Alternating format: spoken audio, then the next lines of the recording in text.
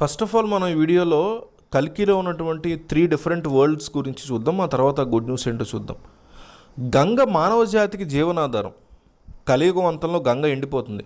అప్పుడు ఈ భూమి మీద ఉన్నటువంటి అతి పురాతన నగరం కాశీ ఎలా ఉంటుంది? మన సంస్కృతి కాశీ నుంచే ప్రారంభం అనేది ఒక భావన. అలాంటి కాశీ మరో 1000 ఏళ్ళు తర్వాత ఎట్లా ఉంటుంది?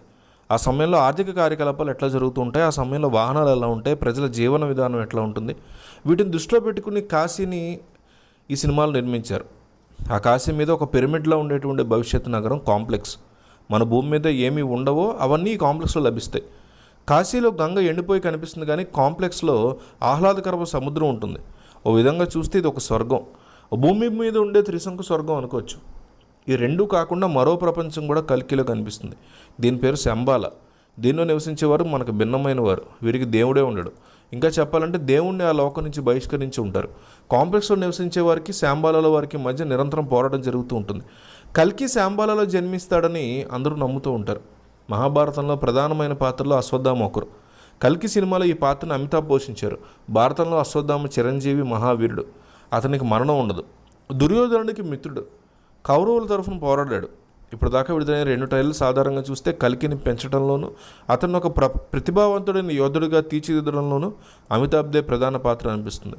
అయితే అందరూ అభిమానించే పురాణ పాత్రలు ఈ సినిమాలో కనిపించవు. నాగ్ అశ్విన్ చెప్పినటువంటి మాటలు ఇవి.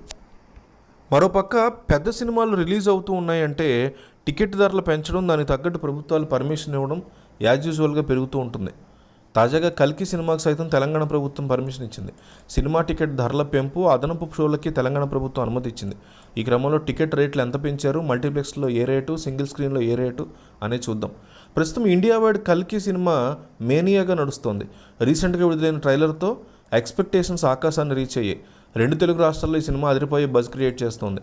Pan India star Prabhas, Nagabhushan కాంబినేషన్లో పాన్ వరల్డ్గా తెరకెక్కిన ఈ సినిమా సైన్స్ ఫిక్షన్ కావడంతో రిజల్ట్ ఎలా ఉండబోతోందనే విషయం ఆసక్తిగా ఎదురుచూస్తున్నారు. అత్యంత భారీ బడ్జెట్ ప్రతిష్టాత్మకంగా రూపొందినటువంటి కల్కి జూన్ 27న వరల్డ్ వైడ్గా రిలీజ్ కాబోతోంది. మూవీ రిలీజ్ డేట్ దగ్గర పడుతుండడంతో మూవీ టీం రోజు రోజుకి ఒక్కొక్క అప్డేట్ వదులుతూ మూవీ మీద బజ్ క్రియేట్ చేస్తున్నాయి. అంతా బెనిఫిట్ షోల కోసం ఎదురుచూస్తున్నారు.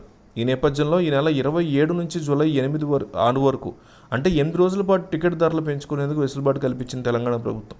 ఇటీవల టికెట్ ధరల పెంపు, అదనపు షోలకు అనుమతి కోరుతూ వైజయంతి మూవీస్ దరఖాస్తు చేసుకుంది. ఈ క్రమంగా తెలంగాణ ప్రభుత్వం చిత్ర టికెట్ ధర మీద గరిష్టంగా 200 పెంచుకునేందుకు అనుమతి ఇచ్చింది.